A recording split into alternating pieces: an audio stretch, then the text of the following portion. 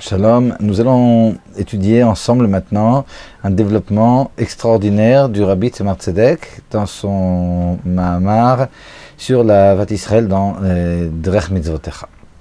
Avat Israël, l'amour du prochain.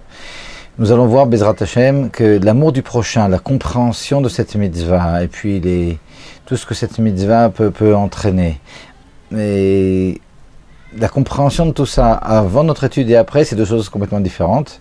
Donc, je vous conseille d'écouter jusqu'à la fin, Bezrat Hashem. Le Talmud, dans le traité Shabbat, nous raconte une anecdote qui s'est déroulée il y a à peu près 2000 ans, d'un étranger qui va voir Shammai et lui dire « Regarde, je suis intéressé à me convertir, mais je veux que tu me convertisses à condition de m'enseigner toute la Torah alors que je me tiens sur un pied. » Alors là, Shammai le repousse violemment avec un ustensile qu'il avait en main, et l'étranger va se diriger vers Hillel Hazaken, Hillel l'Ancien, et il lui dit la même chose. « Écoute, je veux me convertir, mais à condition que tu m'enseignes toute la Torah sur un pied. » Alors que je suis sur un pied. Alors, Hillel le convertit, et après qu'il est converti, il lui dit « Regarde, toute la Torah c'est pas difficile. Ce qui t'est détestable, ne le fais pas à autrui. » Ça c'est toute la Torah, et le reste c'est une explication de ces dires. Alors demande le Rabbi Tzemar Tzedek, comment le fait de ne pas faire à autrui ce que tu ne veux pas qu'il nous fasse peut englober toute la Torah. Les rapports entre l'homme et son prochain, c'est une partie des mitzvot, des commandements de la Torah, on peut encore comprendre. Mais dans la Torah, il y a aussi beaucoup de choses, de lois qui régissent nos rapports avec Dieu, avec la divinité. Alors quand bien même Akadosh Baruch Hu se rappelait ici notre prochain, mais ne fais pas à autrui, ne fais pas à Hachem ce que tu ne veux pas qu'il te fasse, c'est difficile à porter. Faire à Akadosh Baruch Hu quelque chose. Vous savez, il est écrit dans le livre de Yov, de Job, Im tzadakta matitenlo, quand bien même tu aurais des bons agissements, qu'est-ce que ça fait à Kadosh Baruch Hu? Donc faire à Hachem quelque chose qui est bizarre, qui demande d'être compris. Comment ne pas faire autrui ce qu'on ne veut pas qu'il nous fasse peut englober toute la Torah, y compris ce qui régit nos rapports avec Hachem? Ça, c'est la première question. Et la deuxième question, le Rabbi Tzemar Tzedek dit qu'il faudrait comprendre ce qui est écrit dans le Sidour, au nom du Harizal. Et avant la tfila, il est important de dire Areni mekabel alay mitzvat aseh shel ve'avta l'ereacha kamocha. Je reçois sur moi le commandement d'aimer mon prochain comme moi-même. Pourquoi c'est tellement important de dire cette phrase et surtout de la vivre avant la tfila, avant la prière du matin? Alors pour comprendre, il y a une certaine introduction qui doit être dite.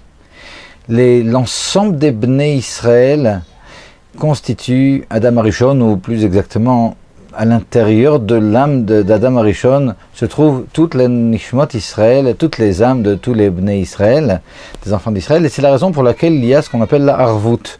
Nous sommes garants les uns des autres, parce qu'en réalité, nous sommes tous des parties d'une même entité. D'ailleurs, Adam, le nom Adam, c'est en rapport avec une expression que l'on trouve dans le livre de Ishaïa, Edamé la Elion. Vous savez que ce soit dans le Talmud ou dans le Chassidut, il y a toutes sortes de jeux de mots qui sont faits à partir d'écrits. Alors là, Edamé la Elion, je ressemble au Créateur. En réalité, dans le contexte du livre de Ishaïa, c'est justement un reproche que fait Ishaïa, Isaïe, au roi de Bavel, qui disait Edamé la Elion, oui, je suis comme Akadosh Baruch Hu. Mais toujours est-il, il y a toujours d'autres commentaires plus profonds, et donc, Edamé la Elion, je ressemble au Créateur, c'est quelque chose qui réellement, nous ressemblons réellement au Créateur. Adam Arishon, qui contient donc toutes nos âmes, ressemble au Créateur. Et en quoi il ressemble au Créateur? De la même façon que le Créateur comprend tout, Adam Arishon aussi comprend tout, c'est l'une des preuves que l'on apporte, des preuves plutôt et c'est une allusion qu'on peut retrouver dans les écrits du fait que tous les Bnei Israël se retrouvent à l'intérieur de Adam Arishon. Il comprend tout de la même façon qu'Akadosh Baruch Hu lui-même comprend tout. Et là, et pour ceux qui n'aiment pas trop ce qui rappelle un peu la Kabbale, alors bon, je vous demande un peu de patience, on va ouvrir une parenthèse de 5 minutes pour expliquer quelque chose de très beau que nous rapporte ici le Rabbi Tzemar Tzedek. Alors bon, c'est pas un cours de Kabbale, je ne m'y connais absolument pas en Kabbale, c'est ce qui est rapporté ici dans la Chassidut. Si vous n'aimez pas, et dans 5 minutes on continue le développement. Mais il y a ici une introduction qui est importante. Vous savez qu'il y a 4 noms importants d'Akadosh Baruch Hu. Akadosh Baruch Hu, son nom, Yud Ke Vav Ke, Yud a une valeur numérique de 10, le He qui est la suite de 5, le Vav de 6 et le He à la fin de 5, donc ça fait 26. Mais lorsque l'on écrit chacune de ces lettres, le Yud, vous savez qu'on écrit ça Yud, Vav et Dalet, Ouais, et le He, le Vav et le He aussi peuvent s'écrire de différentes façons. Alors, lorsque l'on prend maintenant la gematria, la valeur numérique de tout le nom lorsqu'il est écrit avec les détails de chaque lettre, alors on arrive à plusieurs valeurs numériques différentes selon la façon dont on va écrire justement le He et le Vav. Et il y a de façon générale 4 noms. Un nom dont la valeur numérique est de 72. Alors là, c'est lorsque l'on écrit Yud, Kei, Vav, Kei, avec le He qui s'écrit Heyud. Le Vav, Vav Yud Vav. Et donc la gematria sort finalement 72. Lorsque le Yud c'est Yud Vav Dalet, ça fait 20. Le He c'est He Yud, ça fait 15. Le Vav, Vav Yud Vav, ça fait 22. Et à nouveau 15. Et si on fait la somme de tout ça, ça fait 72. C'est le nom Ain Bet. Lorsque l'on écrit maintenant de la même façon avec le Kei qui s'écrit Kei Yud, mais le Vav, Vav Aleph Vav, plutôt que Vav Yud Vav, alors on enlève maintenant 9, et de 72 on passe à 63, c'est le nom Sag, et de gematria de valeur numérique 63. Il y a aussi le nom Ma et le nom Ban. Alors le nom Ma, c'est lorsque l'on écrit le He et le Vav avec un Aleph. Le Yud, Yud Vav Dalet toujours, le He et Aleph, Vav, Vav Aleph Vav, et le He Aleph. Alors si on fait la somme de tout ça, ça fait 45, c'est le nom Ma. Et le Ban, c'est ce qui s'appelle Ma'arat Marpella, c'est lorsque chaque lettre est doublée. Alors le Yud, Yud Vav Dalet, ça fait 20. Le Vav Dalet, c'est comme le Yud, donc 10 et 10, ça fait 20. Le Vav, Vav Vav, le He et He. Et donc Yud Ke Vav Ke, de cette façon-là, on arrive finalement à 2 fois 26 et donc 52. Et donc nous avons 4 noms d'Akadosh Baruch Hu, Ain Bet, Samer Gimel, Mem He, et puis Ban, Bet Nun, 72, 63, 45 et 52. Et on explique dans la Chassidoute que chacun de ces noms est en rapport avec un monde différent. Alors, dans la façon dont Akadosh Baruch Hu a construit les mondes tels que c'est décrit dans les écrits du Harizal, Otzrotraim et d'autres, alors Akadosh Baruch Hu, d'un monde qui représente la marshava, la pensée d'Hachem, Adam Kadmon, alors a créé d'abord le Olam à Akudim, donc un monde dans lequel il n'y avait qu'une sphère qui comprenait tout. Et ce qui régit ce monde, c'est le nom Ain Bet. Par la suite, Akadosh Baruch Hu a fait le monde des Nekudim qui s'appelle le monde du Tohu. Dans le monde du Tohu, ce qui régit ce monde-là, c'est le nom d'Akadosh Baruch Hu, Samer Gimel. Puis, ce qui nous intéresse ici, c'est le monde de la Hatzilut. Le monde de la Hatzilut, qui s'appelle aussi le monde du Tikkun. Le monde du Tikkun est en rapport avec le Ma. Le Ma, le nom de valeur numérique 45. Et nous avons par la suite les 3 mondes, Bria, Yetzirah et Asiya, qui sont régis par le nom Ban. Maintenant, il se trouve, prenons ces 2 mondes. Le monde du Tikkun, et puis par la suite, le nom Ban. Il se trouve que le Ma, qui est le nom d'Akadosh Baruch Hu, qui régit la Hatzilut, Ma 45, c'est aussi la valeur numérique de Adam. Adam, c'est aussi 45. Et Ban, donc le 52, le nom qui régit les mondes de Bria, Yetzirah, Asiya, il se trouve que c'est la gematria de Behema, c'est-à-dire l'animal. Donc on a ici 2 types de Neshamot, les Neshamot qui sont en rapport avec le monde de la Hatzilut, qui ont un rapport avec le mot Adam, et les Neshamot qui ont un rapport avec les mondes qui suivent, qui ont un rapport avec Behema. Et par conséquent, on peut comprendre quelque chose d'important. Pour ça, il faudrait peut-être comprendre la différence qu'il y a entre le monde du Tikkun et le monde qui précède le monde du Tohu. Donc on avait dit qu'il y avait 4 mondes. Le monde des Akudim où il y a une seule sphère qui contient tout. Le monde du Tohu, dans le monde du Tohu, chaque sphère, il y a 10 sphères, mais chaque sphère est complètement indépendante. Alors Akadosh Baruch Hu a fait émaner, alors d'abord, ce qui s'appelle Keter, puis après Chochma, puis après Bina, et après Chesed, et après Gvura. Mais chaque sphère ne contenait pas les autres sphères, elle était complètement indépendante. Et ce monde-là n'a pas survécu. Bon, alors ça c'est un développement en soi, évidemment, tout ça c'était voulu par Hachem, c'est pas qu'il y a eu un problème. Mais par la suite, sur les débris du monde qui s'est brisé, le monde du Tohu, alors Akadosh Baruch Hu a créé le monde de la Hatzilut. Et ce qui nous intéresse maintenant, alors je reviens plus à la Chassidoute, c'est que le Adam de valeur numérique 45, Aleph c'est 1, Dalet c'est 4, et Mem c'est 40, donc 45, qui est la même gematria, la même valeur numérique que Ma, le nom qui régit la Hatzilut. Donc on comprend que Adam est en rapport avec la Hatzilut. Ben, Adam, c'est quelque chose qui contient tout, parce que dans le monde de la Hatzilut, quand Akadosh Baruch Hu a créé ce monde après, donc le monde du Tikkun, le monde de la réparation, ou de la Hatzilut, quand Akadosh Baruch Hu l'a créé après le monde du Tohu, il l'a créé de façon complètement différente, où chacune des 10 sphères, Keter, Chochma, Bina, Chesed, Gvura, etc., contient aussi les autres sphères. C'est-à-dire qu'ici, quand on parle du Chesed, par exemple, la bonté, ben, la bonté n'est pas que bonté. À l'intérieur de la bonté, il y a aussi la Gvura qui est à l'intérieur de cette bonté, il y a la Tiferet, il y a toutes sortes d'attributs divins, alors qui sont bonté aussi, mais dont l'aspect extérieur ben, peut être différent de ce qu'on appelle une bonté qui est complètement brute, comme celle du Olam Atohu. Et les âmes des Bnei Israël proviennent de ce monde, ce qui fait que nous ne sommes pas complètement extrémistes, et nous pouvons communiquer même avec des personnes qui pensent différemment de nous, justement parce que ici il y a quelque chose de tout à fait complexe, tout comprend tout, et donc nous comprenons chacun aussi les autres, de la même façon que l'âme de Adam Arishon, l'âme du premier homme, ben, comprenait toutes les âmes, donc quelque chose comme ça de très complexe, justement parce qu'elle provenait de ce monde qui est en rapport avec cette itkalelut, cette complexité, et les âmes de chacun des Bnei Israël aussi, et ça c'est ce qui est important ici, comprennent les âmes de tous les autres Bnei Israël. Donc il y a quelque chose de tout à fait complexe dans l'âme du juif, c'est que c'est une âme dans laquelle il se trouve non seulement son identité, mais aussi l'identité, les âmes de tous les autres des Bnei Israël. On peut comprendre d'après ça et pourquoi c'est pas censé être si compliqué en réalité d'aimer son prochain. Comme le Tanya nous l'explique dans le 32e chapitre.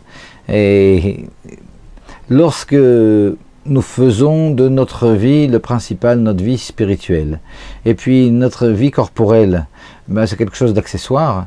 Alors réellement, nous pouvons arriver à une Avat Israël très facilement, puisque au niveau des âmes, nous sommes tous complètement liés. La différenciation qui existe, c'est uniquement au niveau des corps. Donc finalement, au niveau de l'âme juive, ben les âmes comprennent les âmes aussi de tous nos amis, et donc c'est pas si compliqué d'arriver à une grande Avat Israël, mais ça on va y revenir. Ce qui est important ici, c'est que lorsque l'homme va prier le matin, donc on va d'abord répondre à la question, pourquoi dit-on le matin,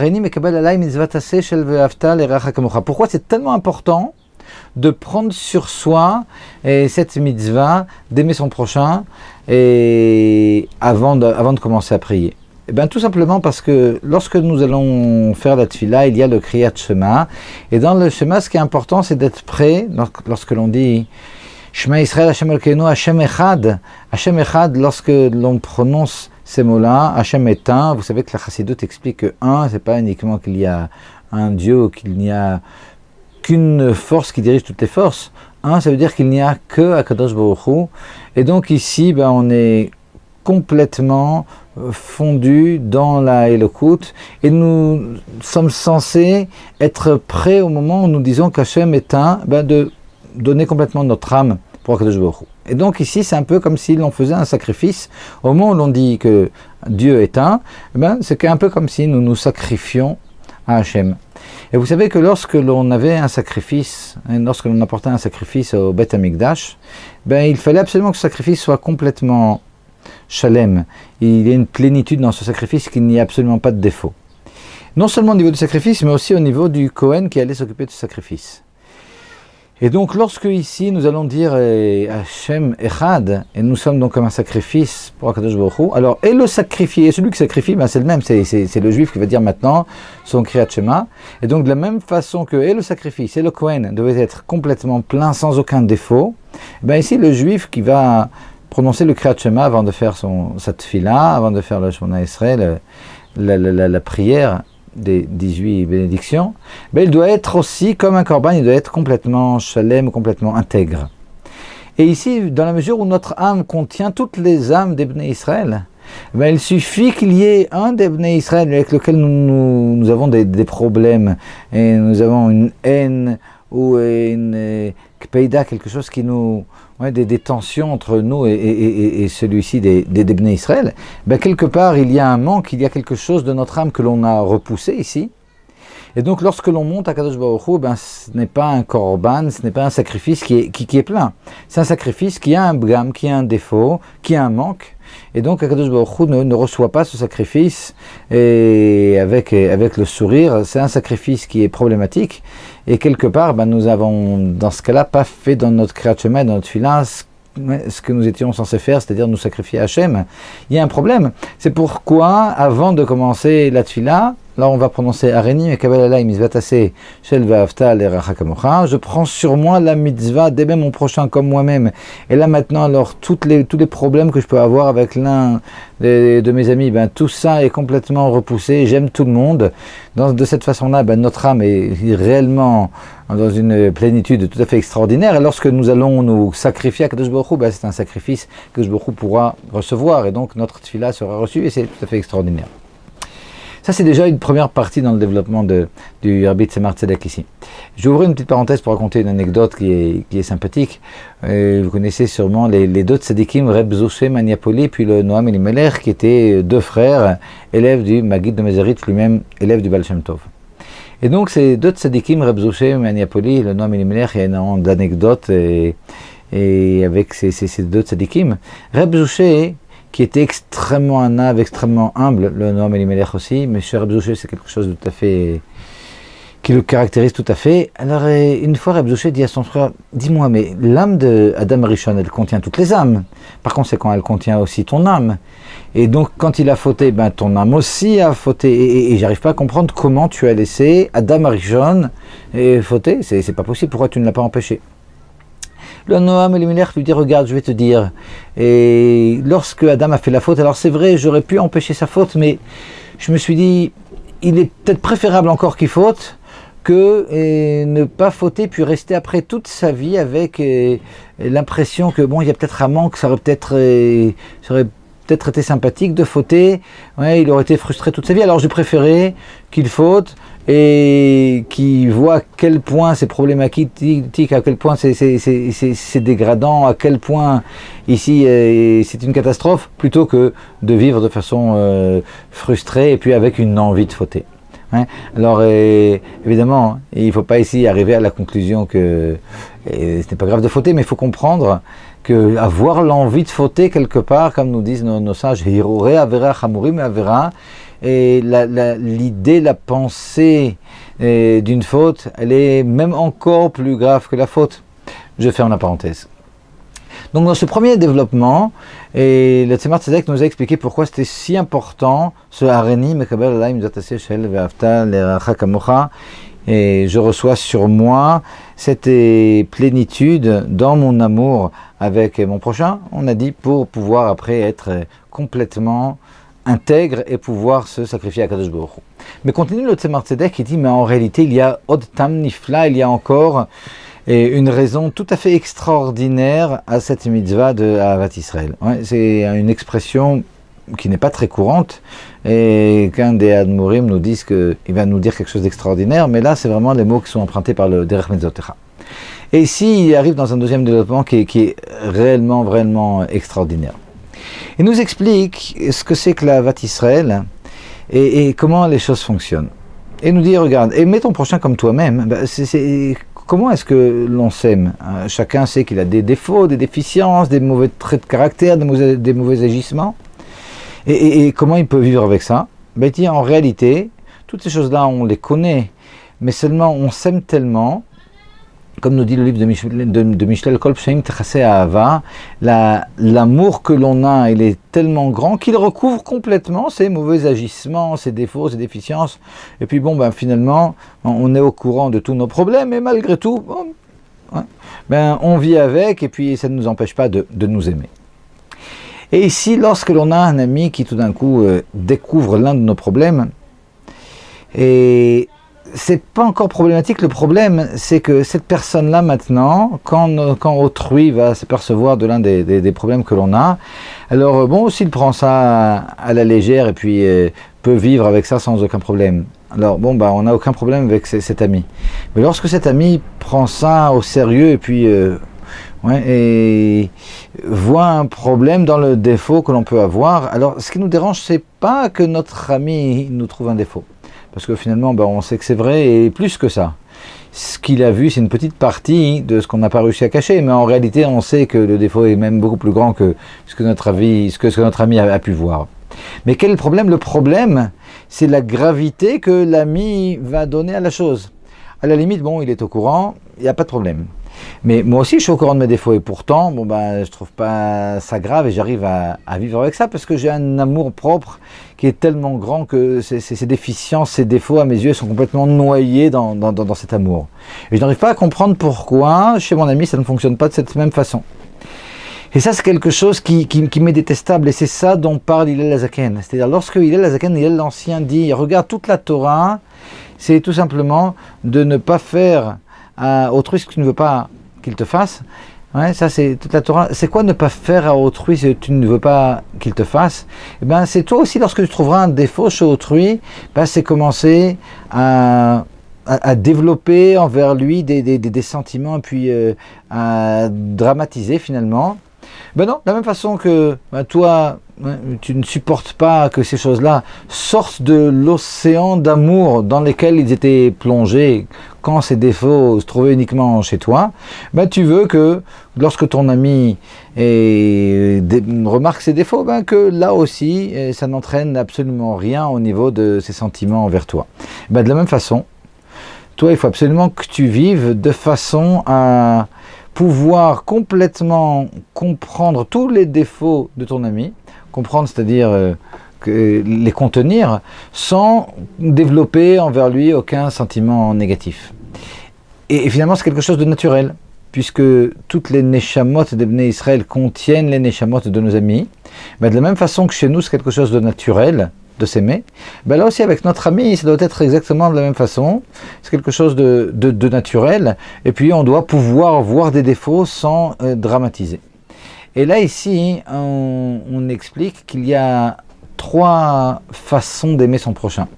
Alors c'est pas dans le développement ici du Derech Mitzvot du Tzemar Tzedek, mais c'est intéressant parce que c'est tout à fait en rapport. On dit qu'il y a la Ahavat Israël de Reb Zouché de Aniapoli, ce dont on a parlé tout à l'heure. Il y a la Ahavat Israël de Rabbi Levi Yitzhak de Berditchov, et il y a la Ahavat Israël du Baal Shem Tov. Alors, la Ahavat Israël de Reb Zouché de Aniapoli, c'est de ne pas voir les défauts des autres. Le Reb Zouché pouvait voir des personnes, et puis il ne voyait absolument pas que les personnes fautaient. Il était tellement tzaddik et tellement élevé, qu'il n'arrivait pas à voir la faute. Le deuxième niveau d'Ahavat Israël, d'amour de son prochain, c'est la Ahavat Israël de Rabbi Levi Yitzhak de Berditchov. Alors on dit que Rabbi Levi Yitzhak de Berditchov, lui, voyait les défauts, mais seulement il était Melamed Zchut. Alors il trouvait toutes sortes de justifications, et circonstances atténuantes, et puis de cette façon-là, il arrivait à aimer son prochain. Et on explique que la Ahavat Israël du Baal Shem Tov, c'est quelque chose de complètement différent. C'est pas comme Reb Zouché d'Aniapoli qui ne voit pas les défauts, il voit les défauts de son prochain. C'est pas non plus comme Rabbi Levi Yitzhak de Berditchov qui voit les défauts mais arrive à trouver des circonstances atténuantes. Il ne trouvait pas nécessairement le Baal Shem Tov des circonstances atténuantes, mais en réalité, il ne les cherchait pas non plus. Parce qu'il arrivait à aimer son prochain sans avoir besoin de trouver des circonstances atténuantes. Alors, lorsque l'on s'aime, on connaît nos défauts et pourtant on n'est pas en train de se demander 2 minutes mais comment et pourquoi et quelles sont les circonstances atténuantes et les justifications. Non, c'est quelque chose de tout à fait naturel. Ici, comme on a dit, nos défauts ils sont tellement noyés dans un océan d'amour que l'on porte à soi-même que finalement on arrive à s'aimer sans problème. Mais de la même façon, chez le Baal Shem Tov, il pouvait voir son ami, voir ses défauts, etc. Et malgré tout l'aimer sans chercher quoi que ce soit parce que c'est quelque chose de tout à fait naturel, c'est quelque chose de viscéral. Son ami, c'est une partie de sa chair. Et là aussi, il y a un océan tout à fait naturel d'amour. C'est même pas la peine d'approfondir cet amour, c'est quelque chose qui existe en nous. Il suffit uniquement, et c'est ça dont parle et Hillel Hazaken. On se posait la question, mais pourquoi Hillel Hazaken va formuler de façon négative? Ne fais pas autrui si tu ne veux pas qu'il te fasse. A priori, il aurait pu dire ce qui est écrit dans la Torah, tu aimeras ton prochain comme toi-même. Pourquoi dire ça de façon négative? Parce qu'en réalité, de façon positive, il n'y a rien à faire. C'est quelque chose de tout à fait naturel d'aimer son prochain. Et ici, le seul signe qui nous permettra de savoir si on l'aime réellement ou pas, c'est de savoir si on arrive à ne pas faire à notre prochain ce que l'on n'aime pas qu'il nous fasse, c'est-à-dire et ne pas dramatiser et pouvoir complètement continuer à l'aimer de façon naturelle comme l'on s'aime, et ne pas faire ce que l'on n'aime pas qu'il nous fasse, c'est-à-dire et dramatiser lorsque notre voisin s'aperçoit d'un problème que l'on a. C'est quelque chose qu'on a dit qui nous est complètement en horreur. De la même façon, si on arrive à voir notre prochain avec ses défauts, sans pour autant développer envers lui des mauvais sentiments, c'est-à-dire c'est signe que l'on est dans la bonne voie. Ça, c'est une deuxième partie comme ça dans le développement du Rabbi Tzemar Tzedek ici. Et puis il y a une troisième partie de ce développement qui est aussi tout à fait extraordinaire. Et là, il nous explique la chose suivante. Il nous dit qu'il y a quelque chose qui se passe dans la mitzvah d'Avat Israël, qui ne se passe pas dans les autres mitzvot, quelque chose de tout à fait extraordinaire, et qui fait que l'on peut comprendre pourquoi finalement toute la Torah est complètement comprise dans cette mitzvah. Alors, je vous dis que ça ne se passe pas dans les autres mitzvot, ça se passe dans les autres mitzvot, mais de façon moindre, et ici dans la Avat Israël, c'est quelque chose de tout à fait extraordinaire. On sait que le but de la création, c'est de faire Yichud, Kudsha B'richu ou Shrinte. Le but des mitzvot, le but de la création, c'est que l'on fasse les mitzvot. Et le but des mitzvot, c'est de faire une union entre Kudsha B'richu, entre Akadosh Baruch Hu, Shrinte et la Shrina. Alors ce que l'on appelle la Shrina, c'est la source de toutes les âmes des Bnei Israël. Et finalement, lorsque l'on fait une mitzvah, on fait une mitzvah, on est tous en rapport avec toutes les autres âmes, donc comme on a dit, des Bnei Israël. Donc lorsque l'on fait une mitzvah, on s'attache à Kadosh Baruch Hu, et on relie donc à Kadosh Baruch Hu à nous, et donc à tout le peuple d'Israël, et de là finalement au monde. Donc faire une mitzvah, c'est lier Dieu et le monde, par le biais du peuple d'Israël et par le biais tout d'abord de celui qui va faire la mitzvah. Ça, c'est ce que l'on fait lorsque l'on fait une mitzvah, et c'est pour ça que, alors chez les Sfaradim, avant de faire une mitzvah, on dit Leshem, Yichud, Kudsha B'richu, Shrinte. Chez Chabad, on dit ça une fois le matin pour toutes les mitzvot de la journée. Mais ce Yichud, Kudsha B'richu, Shrinte, cette union qu'il y a entre Dieu et la Shrina, donc la source de toutes les âmes des Bnei Israël, c'est ce qui se passe lorsque l'on fait une mitzvah. Mais lorsque l'on fait une mitzvah, cette chose-là se fait de façon ponctuelle. Alors il y a des mitzvot qui sont avec les mains, il y en a avec les bras, il y en a qui sont avec l'intellect. Et donc de façon ponctuelle, selon le membre que l'on aura utilisé, alors le chibour, l'union avec Kadosh Baruch Hu se fera de telle ou telle autre façon. Mais lorsque l'on va appliquer la mitzvah de Avat Israël, là il y a une plénitude, quelque chose de tout à fait extraordinaire dans cette union qu'il y a avec Kadosh Baruch Hu. Pour comprendre, il y a une Gemara, un passage talmudique qui nous dit que Shufre de Yaakov Avinu, Mein Shufre de Adam.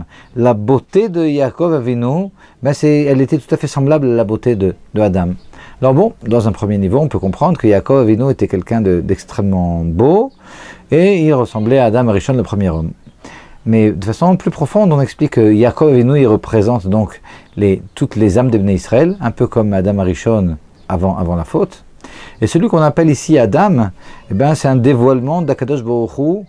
Vous savez que, et c'est vrai qu'on a toujours peur d'anthropomorphisme, mais malgré tout, quand on parle d'Akadosh Baruch Hu, je ne parle pas ici de l'essence divine, mais la façon dont Akadosh Baruch Hu se dévoile au monde. Mais Akadosh Baruch Hu se dévoile au monde aussi sous une forme qui paraît humaine, en tout cas c'est comme ça qu'il est décrit dans le Tikkun HaZohar, qui nous parle du Chesed, qui représente une espèce de bras droit, et la Gvura, qui est une expression aussi d'Akadosh Baruch Hu, de la rigueur, comme un bras à gauche, et puis la Tiferet, la splendeur, ça représente le corps, etc.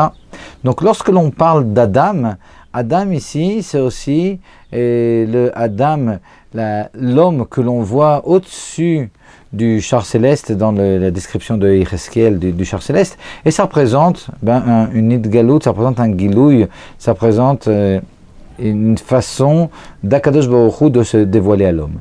Et lorsque l'on dit que Soufre de Yaakov Avinu, Mein Soufre d'Adam Arishon, c'est-à-dire que la beauté de Yaakov Avinu qui représente toutes les âmes des Bnei Israël, elle ressemble à la beauté d'Hachem finalement, Adam à Elion, Hachem qui va se dévoiler à l'homme. Qu'est-ce que ça veut dire que cette beauté ressemble à cette beauté? Ça veut dire tout simplement qu'il y a ici deux entités qui sont tout à fait parallèles, deux entités qui sont tout à fait semblables. Et lorsque l'on va aimer maintenant les Bnei Israël, dans la mesure où notre âme contient toutes les âmes des Bnei Israël. Lorsque l'on va aimer les Bnei Israël, ben, quelque part, on répare quelque chose qui est problématique dans ce Yaakov Avinu, parce que dans ce Yaakov Avinu qui représente toutes les âmes, s'il y a de la haine, s'il y a des problèmes entre les Bnei Israël, ben, il y a là-bas un manque. Dans la mesure où maintenant, au niveau personnel, ben, je vais aimer tous les Bnei Israël, ben, il y a quelque chose que je vais faire dans ce souffret de Yaakov Avinu qui est tout à fait extraordinaire. Je vais réparer quelque part quelque chose qui est en rapport avec cette source de toutes les âmes d'Israël. Et donc je vais faire en sorte que ce Yaakov Avinu, il a vraiment une plénitude, et qui se ressemble, s'assemble, Akadosh Baruch Hu ici va complètement s'assembler avec Knesset Israël, avec la source des Neshamot des Bnei Israël. Et ici, ben, c'est tout à fait le Yichud Kutsa Baruch Hu Shrinte. C'est-à-dire que c'est cette union dont on a dit que, cette union que l'on avait lorsque l'on allait faire une mitzvah, on a dit que c'était assez ponctuel, ça se faisait par une mitzvah, par un membre ou par un autre. Ici, lorsqu'il y a la mitzvah d'Avat Israël, ben, il y a une union tout à fait extraordinaire entre la divinité, ici, ce qui est représenté par Adam Haelion, et puis la source des âmes des Bnei Israël, Yaakov Avinu. Et cette union, finalement, ben, c'est le but, on a dit, de toutes les mitzvot. Et puis cette union, ben, elle va entraîner un shefa, elle va entraîner énormément de lumière qui va descendre par le biais de cette union, finalement, sur le Ham Israël et puis sur tous les mondes. Donc quelque chose de tout à fait extraordinaire. Mais plus que ça, ce qui va se passer, c'est que lorsque on aime les Bnei Israël. Par conséquent, ben ici, on a réparé complètement ce Yaakov Avinu. Yaakov Avinu il a une grande plénitude, il va se lier avec Akadosh Baruch Hu. Et ici, il va se passer un phénomène tout à fait extraordinaire. De la même façon que l'on a dit qu'on est tellement proche de soi-même que l'on s'aime énormément et donc on noie complètement nos défauts à l'intérieur de cet amour, et c'est ce qu'on essaye de faire aussi avec nos amis. Et bien ici, lorsque l'on aura fait cette union, on aura repéré cette union entre les Bnei Israël et Akadosh Baruch Hu, et bien ici aussi, Akadosh Baruch Hu, il est complètement un avec les Bnei Israël, et donc, Kaviyachol, si l'on ose s'exprimer ainsi, et bien Akadosh Baruch Hu ne regardera pas nos défauts. Ouais. C'est ce qui est dit dans le livre de Eov. Il y a une possibilité où Akadosh Baruch Hu peut voir un problème, peut voir des fautes, et pourtant il ne va pas complètement approfondir le problème. Et ce problème va passer parce que finalement, nous sommes maintenant un avec Akadosh Baruch Hu. Et de la même façon qu'une personne ne voit pas les problèmes qu'elle a, ben Kaviyachol, Akadosh Baruch Hu ne verra pas les problèmes, Kaviyachol, si l'on ose s'exprimer ainsi, les problèmes du Ham Israël qui est complètement un avec lui, il ferme l'œil quelque part. Et une autre expression, comme ça on retrouve dans le livre de Eov, Vayaser Eloka Ba'ado, et c'est une description d'Akadosh Baruch Hu qui recouvre, Vayaser c'est comme la souka, Eloka c'est Akadosh Baruch Hu, Ba'ado sur lui, lorsque l'on se lie complètement avec Akadosh Baruch Hu, ben nos problèmes ils sont complètement fondus, complètement perdus dans cet océan d'Ahava qu'Akadosh Baruch Hu a pour lui-même Kaviyachol, et donc il ferme l'œil sur les problèmes des Bnei Israël, et c'est la raison pour laquelle finalement lorsque l'on va appliquer cet Ahavat Israël, et ben même les problèmes, les avérotes que l'on peut avoir, ben, quelque part elles deviennent secondaires. Et Bezrat Hashem, c'est ainsi que l'on arrivera à la Géoula Shlema et de façon très très proche.